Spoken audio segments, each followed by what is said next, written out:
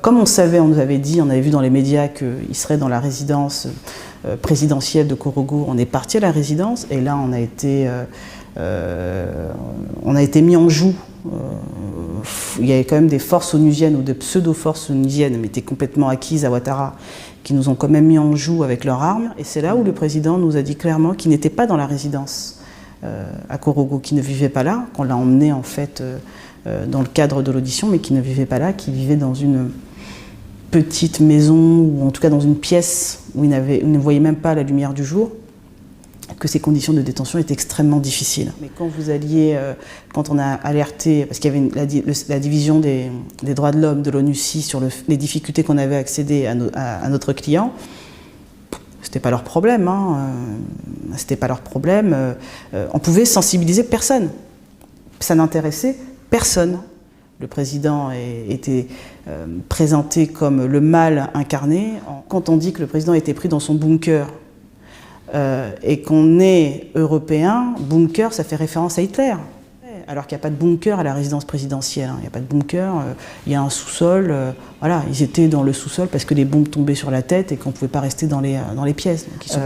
Donc voilà, et puis quand on voit que toutes les résolutions votées contre la Côte d'Ivoire ont été à l'initiative française, ça devient gênant.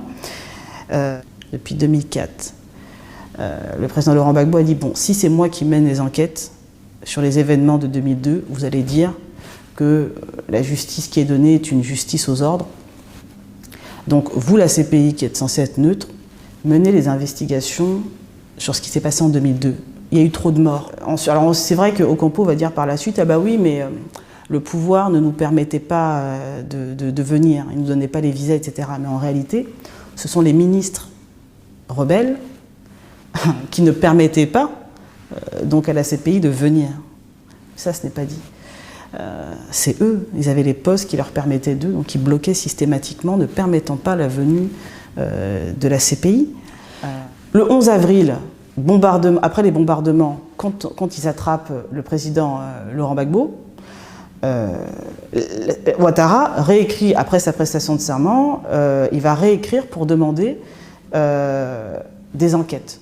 En fait, il veut bien qu'on enquête, mais seulement sur les crimes prétendument commis par les forces pro-Gbagbo. Il ne veut pas trop qu'on enquête sur son camp, donc il va essayer de limiter la période. Comment on fait pour essayer d'expliquer qu'on va enquêter sur les événements intervenus durant cette période-là, sachant que la Côte d'Ivoire n'avait pas ratifié le statut de Rome? Bon.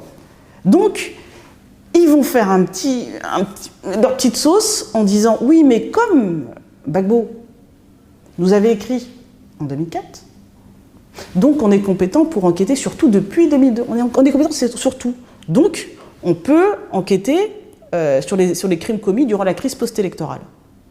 Parce qu'on a un courrier de Gbagbo qui date de 2003-2004, de cette période-là. » Voilà, c'est-à-dire ils se fondent sur, non pas véritablement le courrier de Ouattara qui ne valait rien, mais sur le premier courrier émanant du président qui, de surcroît, lui, avait indiqué qu'il voulait qu'une enquête soit menée sur les crimes commis lors de la tentative de coup d'État de 2002.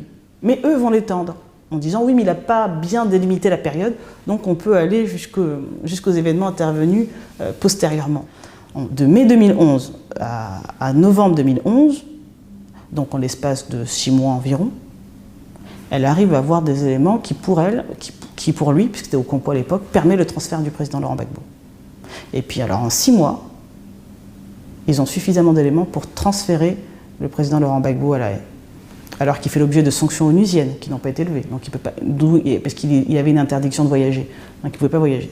Aucune sanction n'a été levée, mais on arrive quand même à le faire transférer à La Haye, déjà, bon, en 6 mois d'enquête de la CPI. Et paradoxalement, alors qu'il y a eu plus de 1000 morts en une journée dans l'Ouest, personne n'est transféré pour le crime le plus grave commis en une seule journée.